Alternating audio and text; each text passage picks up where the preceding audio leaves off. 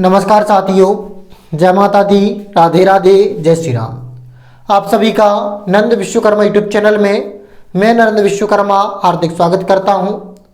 आज हम इस वीडियो में बात करेंगे वन विनाशन की परिभाषा, वन विनाशन के कारण, वन विनाशन किसे कहते हैं या वन विनाशन की परिभाषा क्या है। आज हम इस वीडियो में इस टॉपिक पर बात करेंगे। जैसे कि आपने मेरी पिछली वीडियो देखी होंगी तो आपको मैंने हमेशा बताया है कि जो अधिकांश शब्दों की परिभाषा उन्हीं शब्दों में निहित होती है। तो वन विनाशन की जो परिभाषा है यह भी उसी में निहित है। तो हम देखते हैं वन विनाशन किसे कहती है। सबसे पहले वन विनाशन को वन उन्मूलन भी कहा जाता है। वन उन्मूलन इस नाम से भी जाना जाता है। तो वन विनाशन, तो आप देख रहे हैं कि वन विनाशन दो शब्दों से मिलकर बना है, वन और विनाशन। तो वन का तात्पर्य वन, विनाशन का तात्पर्य विनाश होना या नष्ट होना। वनों का स्थायी रूप से नष्ट होना या वनों का स्थायी रूप से विनाश होना वन विनाशन कहलाता है। यह परिभाषा आपके छोटी क्लास के लिए परफेक्ट है, किंतु आप यदि क्लास 12th के लिए लिख रहे हैं तो यह परिभाषा स्टैंडर्ड क्लास के लिए नहीं है। स्टैंडर्ड क्लास के लिए करने के लिए आपको कुछ शब्द और जोड़ने पड़ेंगे। स्टैंडर्ड क्लास को प्राप्त करने के लिए आप कुछ शब्द और जोड़ लीजिए। भूमि को गैर वन उपयोगों हेतु उपलब्ध कराने के उद्देश्य से, भूमि को गैर वन उपयोगों हेतु उपलब्ध कराने के उद्देश्य से वनों का स्थायी रूप से विनाश वन विनाशन या वन उन्मूलन कहलाता है। हम किसी भूमि को गैर वन उपयोगों होती अर्थात उस भूमि को बंजर कर दें, उस उद्देश्य उस वन को नष्ट करें कि यहाँ पर एक भी वृक्ष ना मिले, तो इस उद्देश्य से हम जब किसी वन को नष्ट करते हैं तो उस वन को वन विनाशन या वन उन्मूलन कहती है। तो भूमि को गैर वन उपयोगों हेतु उद्देश्य, गैर वन उपयोगी हेतु के उद्देश्य से वनों का स्थायी रूप से नष्ट होना वन विनाशन या वन उन्मूलन कहलाता है। अब हम बात करते हैं वन विनाशन के कारण। हम किस कारण से वनों का स्थायी रूप से विनाश कर रहे हैं। आपको यदि परिभाषा याद नहीं हो रही है, कठिन लग रही है, तब आप इसकी जो हमने फर्स्ट परिभाषा बताई थी वो भी आप कर सकते हैं, वो भी परफेक्ट है। तो वनों का स्थायी रूप से नष्ट होना या विनाश होना वन विनाशन कहलाता है। अब देखते हैं किन कारणों से वन को स्थायी रूप से नष्ट किया जा रहा है। तो वनों का स्थायी रूप से विनाश होने का पहला कारण है व्यवसाय।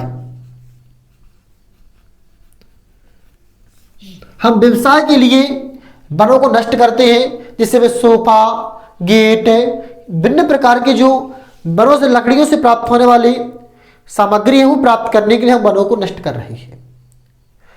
पहला हो गया। दूसरा, सड़क निर्माण हेतु हमें सड़क का निर्माण करना होता है, तो जहां पर उस रास्ते में जो भी वृक्ष पड़ते हैं उन्हें काट देती है। इस कारण से भी वनों का स्थायी रूप से विनाश हो रहा है। तीसरा कारण है आर्थिक आय की प्राप्ति। अब आप कहोगे कि सर यहां पर भी तो आर्थिक आय है, लेकिन यहां पर व्यवसाय का तात्पर्य उन्हें वस्तु मात्र लकड़ी की व्यवसाय से लिया है हमने। तो यहां पर आप चाहे लिख सकते हैं लकड़ी व्यवसाय। लकड़ी व्यवसाय का तात्पर्य जैसे लकड़ी के फर्नीचर, गेट, सोफा, इस प्रकार। और यहां पर आर्थिक आय के स्रोत के लिए भी इसका प्रयोग किया जाता है। जैसे चंदन की लकड़ी प्राप्त करने के लिए चंदन को काटा जाता है, तो आर्थिक उपयोग के लिए इनका नष्ट किया जा रहा है। तो पहला हमने आपको बताया लकड़ी व्यवसाय, दूसरा सड़क है, तीसरा आर्थिक आय की प्राप्ति, चौथा खेती हेतु। खेती के लिए भी वनों को स्थायी रूप से नष्ट किया जा रहा है। अगला है शहरीकरण हेतु। शहर को बढ़ावा देने के लिए भी वनों को स्थायी रूप से नष्ट किया जा रहा है। खनन हेतु, ये सभी कारण थे जो किसके कारण है, वनों को स्थायी रूप से काटने की। इसके अलावा भी प्राकृतिक आपदा के माध्यम से वनों का स्थायी रूप से विनाश हो रहा है। प्राकृतिक आपदा।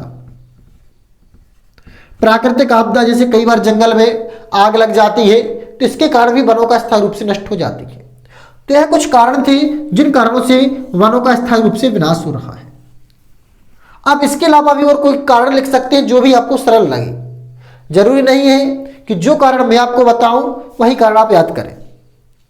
इससे भी कोई आपको सरल कारण लगती है तो उन्हें भी आप याद कर सकते हैं।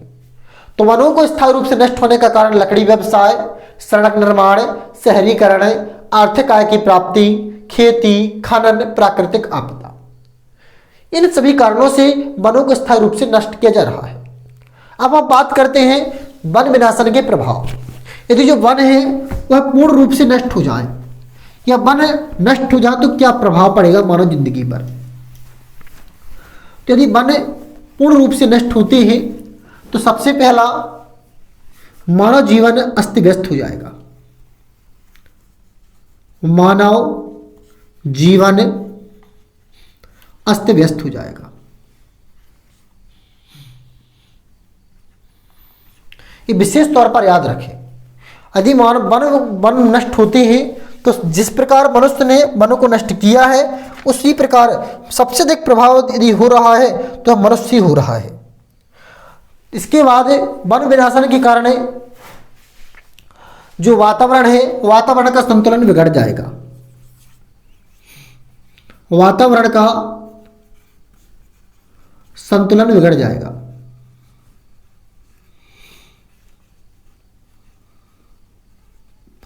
तापमान बढ़ जाएगा।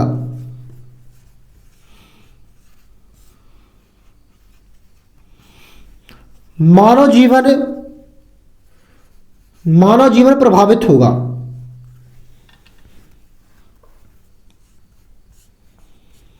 मानव जीवन काल प्रभावित होगा। इसके अलावा मानव जीवन काल प्रभावित होगा। भूमंडलीय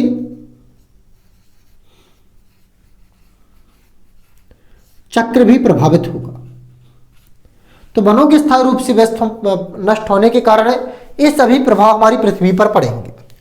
सबसे पहला मानव जीवन अस्त व्यस्त हो जाएगा, वातावरण का संतुलन बिगड़ जाएगा, तापमान बढ़ जाएगा, मानव जीवन काल प्रभावित होगा, भूमंडलीय चक्र भी प्रभावित होगा।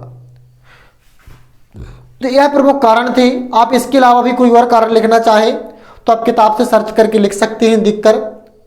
ये कुछ कारण थे जो मैंने आपको बता दिए हैं।